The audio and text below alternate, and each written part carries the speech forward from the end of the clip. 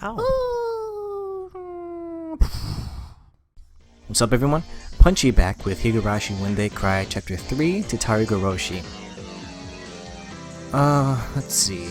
Last time, we found out exactly what they're calling us for. What Satoko was calling us for. And it was actually for a baseball game, not a giant fight like we all thought. Or at least me and Punchy thought. And we're about to start one of Satoko's famous plans to try and win this against the ace of the other team. Coincidentally, it's also the World Series last game, Cubs versus Indians. I don't particularly watch baseball, but I'm from Chicago, so I mean, of course, wanted to win. And I used to watch a lot of Rookie of the Year. Then I'll explain your instructions, Punchy-san. Lend me your ear for a moment. Satoko and I huddled up in a hidden place and held a briefing that anyone watching could tell was suspicious. I wonder what Maribara-san and Hoju are talking about. I pray it's not some crazy trick like the one the president used. Our teammates Tomita-kun and Okamura-kun seemed very nervous. Rena gave them a wide smile, trying to dispel their anxiety. It'll be okay, everyone. Satoko-chan and Punchy-kun will be able to pull this off for us. But Ryuku-san, we're up against a Koshian pitcher. I don't know if Satoko's traps will be much good. Hoo hoo hoo. Now, everyone, be silent and watch. You're gonna get to see an interesting game. Hoo hoo hoo hoo. Mia knew everything about to transpire. Looked like she was having a hard time stifling the laughter bubbling up within her.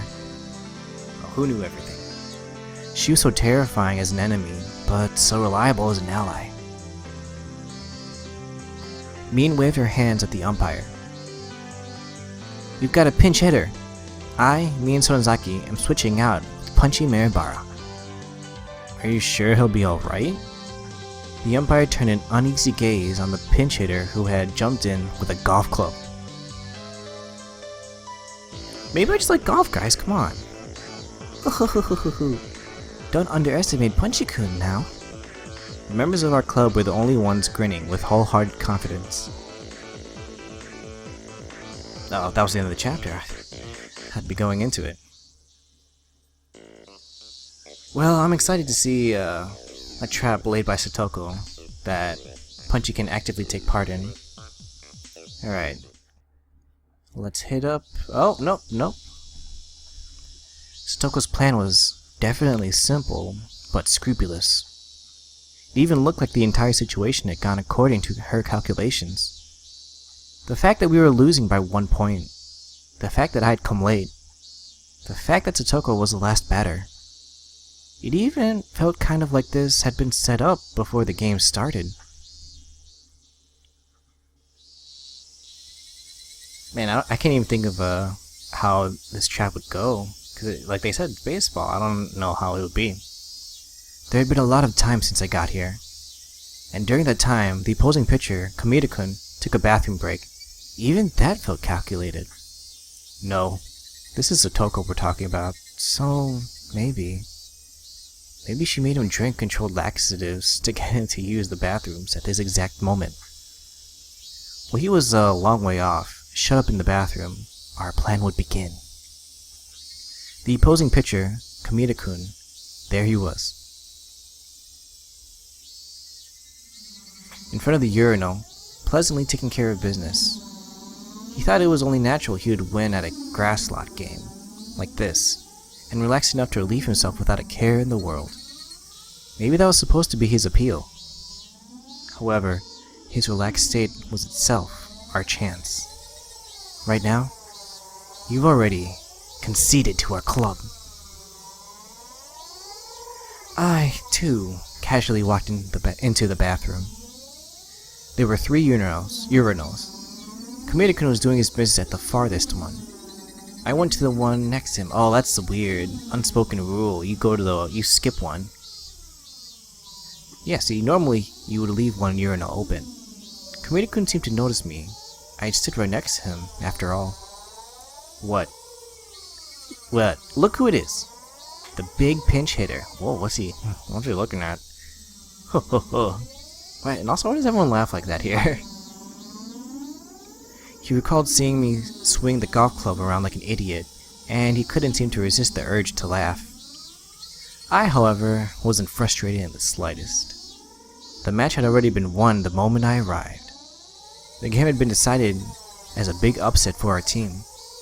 So now, all I had to do was push things along, exactly how Satoko planned.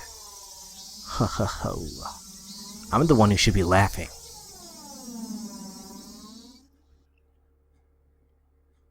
I wonder if Punchy-kun can do it. He will be fine. When Punchy-san is serious, he can do this much before breakfast.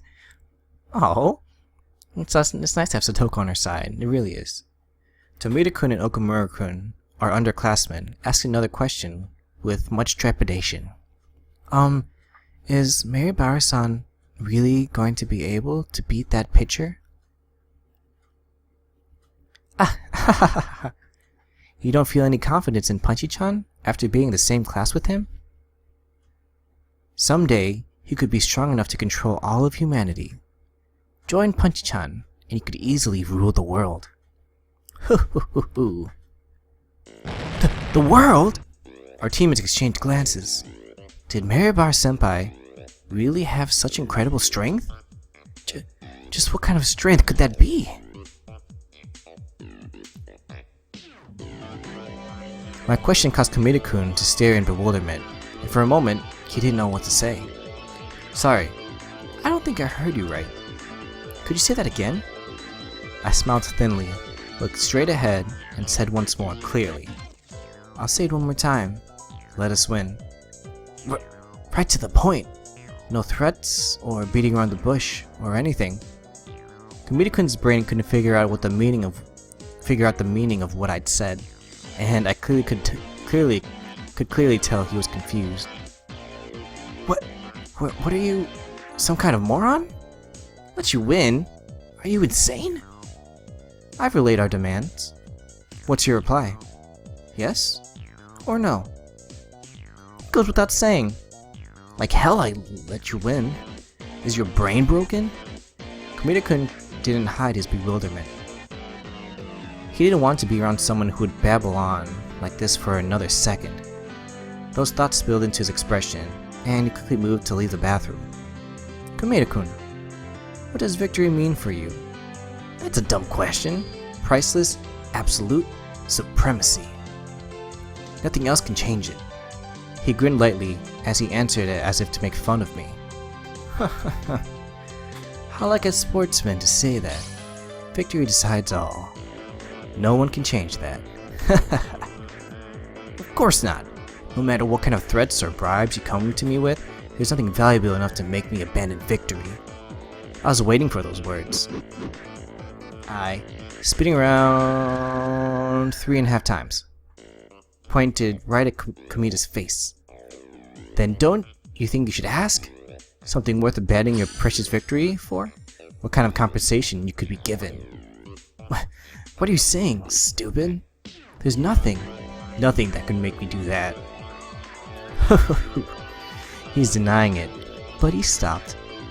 He stopped. He was waiting. He was waiting for me to present some attractive conditions. In a magazine interview, you said your favorite foods are grilled meat and that you don't like sweets.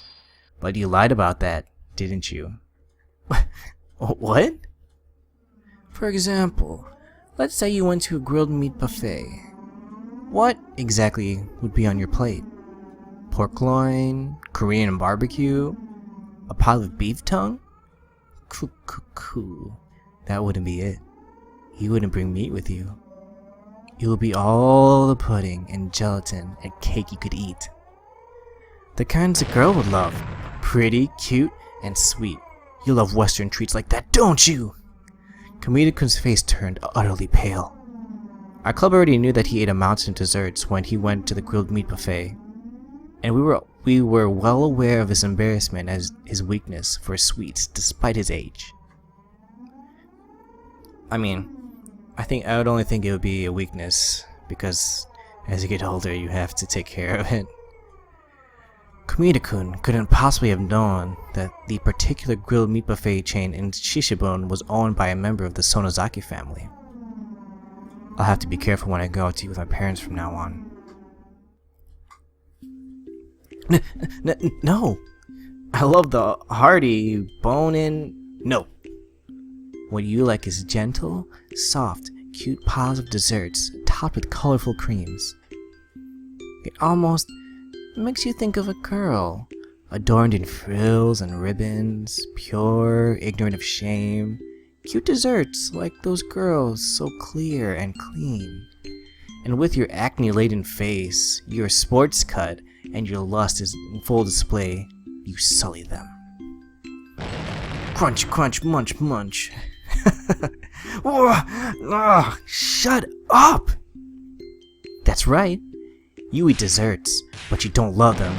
You just dirty them, violate them, and chew them.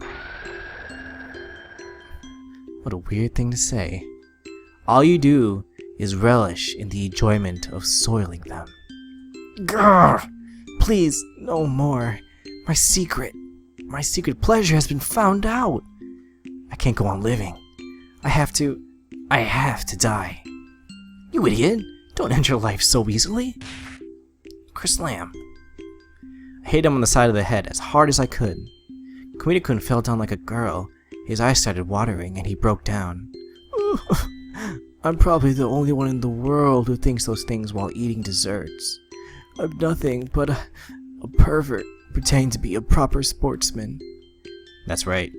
You're a pervert. This time, I didn't hit him. Instead, I clapped my hands down onto his shoulders. Do not cry, Kameda.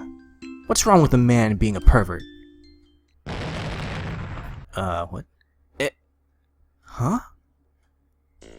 I may not to be a pervert, but admitting it sets a man apart from those below him. You've been honest to yourself. You can brag about that. You can be arrogant about it. You can be proud of yourself. Instead of blaming him, I told him to have pride in himself, and Kameda-kun couldn't hide his confusion. Yes, I have been deeply moved by what you've shown me. Desserts are nothing but sweet foods eaten after meals. That's what I thought this whole time, but I was mistaken, and you showed me that. Thanks to you, I can... Starting tomorrow, I will be able to enjoy my desserts in a completely different way. For example, strawberry shortcake. Strawberry shortcake. Kameda-kun's throat cried out. The simplicity of strawberry shortcake, indeed. It's somehow old-fashioned. Like the orthodox maids from those gaudy times of the late 1800s. Not those flirty maids with short skirts we have now. An orthodox, fully dressed, authentic maid. It's just strawberries, but please, master, I cannot prepare any more than this, so please give them a taste. That kind of honesty is unbelievably great. Please give them a taste. It's such a turn-on. A turn-on. Because there are only strawberries, the soft, accented cream decoration ends up looking like frills, laces, and embroidery. And she takes it, and splits it with her fork for her master. An elegant aristocrat. No. It would be wild if she took it and sucked on it vulgarly, like her bad master in his greasy sweat. No! More than that. The dent in the strawberry after plucking it. Isn't that even better?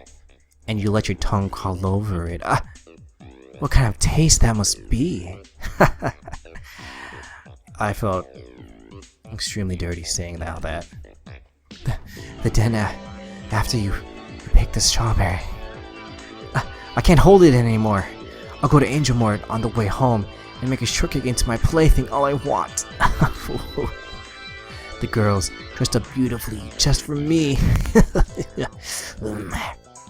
I draw even closer to the trembling maidens, and then, one by one, I show them. For everyone I eat, I hold my jaw tight, just like this, and appraise the goods, wondering which to eat next. Please translate girls as cake, alright? Punchy continues to be talking about cake. Combination. Oh, that's pretty funny. As if I'm showing off, I hold my jaw tight like this and... Has there ever been a man such as this who could speak so passionately about a single piece of strawberry shortcake? No, there is not. And there probably should not be. There has never been, I say. Such passionate feelings are trying to melt away the stubbornness in Kameda's mind. I have to admit, it is incredibly effective. Kameda, I'll say it one more time. Let us win. But that would... Then fine. I won't rely on you. I rejected Kameda outright and turned on my heel. Enough. We've lost this game. It's over. I don't care about it anymore. Instead, once this game is over, why don't I head down to Angel Mort and get all you can eat of gothic lolitas, decorated like Western dolls and frills and ribbons. Tonight will be the greatest feast I've ever known. Lolitas?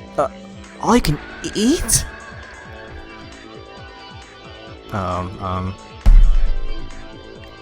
I might have to edit that out. I might have just made a lot of shockwaves in the microphone. Despite this being the bathroom, Kameda can put both his hands on the floor. Oh, well, he still has to wash his hands. Oh,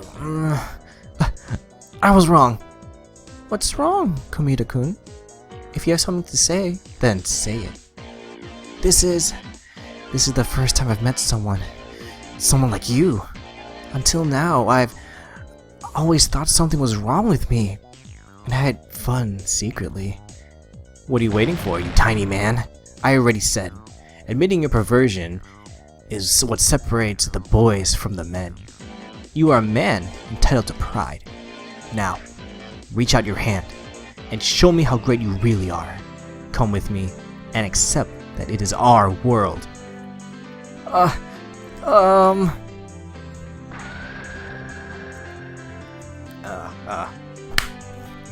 Yeah. Kameda-kun was crying tears of gratitude, unable to speak. That was the moment we exchanged the most zealous handshake the world has ever known. A handshake of the bond of our souls, ardent and intense, tight and steadfast. For a long time, we remained that way. It was an enthusiastic handshake, as though we were two brothers separated at birth, embracing each other tightly as though it would give us back the time we'd spent apart. That was the moment the man who would pass into legend for eating so much during Angel Mort's all-you-can-eat dessert day that he was banned from the restaurant forevermore was born. Oh no, Kameda! Poor guy. He would eventually write in his autobiography that our meeting this day was fate. But none of that had anything to do with this. That's hilarious. Then, until later. For now, just play the game the way I described it. With just that, I turned on my heel and meant to leave the bathroom. But then Kameda-kun stopped me. What? Wait! At least, tell me your name. Who? Me? My name is Punchy Mayabara. No. I kind of didn't feel like using my real name. Anyway, maybe I should lie to him and use a codename. Just call me... P. I want to say that. P. Huh, maybe we should use K. P! It's a little weird to use P, isn't it? Wait! Was that actually an embarrassing name? Well, the one I chose, yeah. I left the bathroom behind me at a quick pace, hiding my embarrassment. But from what I heard later, I apparently looked quite gallant coming out like that. Satoko to Punchy-san, how did things go? Punchy to Satoko, negotiations successful. We settled on he and I getting all-you-can-eat dessert at Angel Mort. Mian, no problem, right?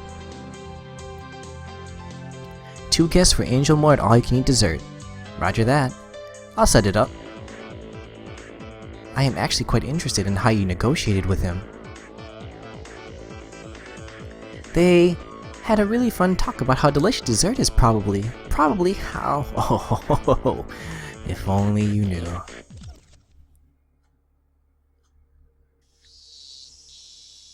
After that, the game started again. I entered the batter's box as a pinch hitter in place of Mian. But all the pieces were already in place. Vroom! The straight pitch whipped by me like a bullet, true to its name. The camera people raised their voices in wonder and clicked their shutters. A sharp pitch, as always. He's really going places this summer, isn't he? That golf club pinch hitter standing straight up, too. But doesn't Kameda-kun look a little strange? It's like he's got a cold sweat. I patted my shoulders with my bat, then sneered at him in a relaxed voice. What's wrong, Kameda-kun? Not feeling well today? Oh, he's got a sprite too. This makes imagining the previous interaction a lot better. I couldn't swing at a ball because I was too busy laughing at it. Was that all you got? You little... Bro. Next pitch, with the same incredible speed as before, it curved sharply and should have thrown off the batter's skill. But Punchy didn't move at all. He just watched it coolly. You don't need any little tricks on a straight pitch, Kameda-kun. Do people fall for those curves a lot? Batters around here, that is.